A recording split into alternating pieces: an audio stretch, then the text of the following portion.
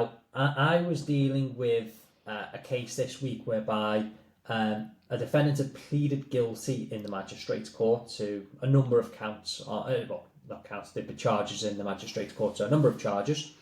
This was then committed up to the Crown Court, and the judge picked up on a point that two of the offences to which he pleaded guilty weren't quite the right offence, so the prosecution would need to amend the charges.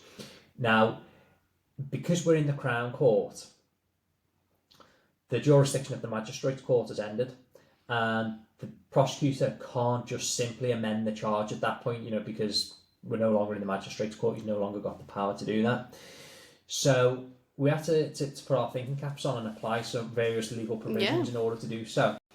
So ultimately, to get around this problem, that the offences were charged under slightly the wrong legislation, the judge had to use his powers under Section 66 of the Courts Act, and that allowed the Crown Court judge to then sit as a district judge of the Magistrates Court. He was effectively demoted himself and become a district judge. That then meant that we effectively were in the Magistrates Court.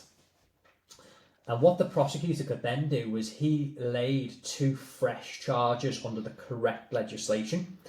My client was able to enter his guilty plea.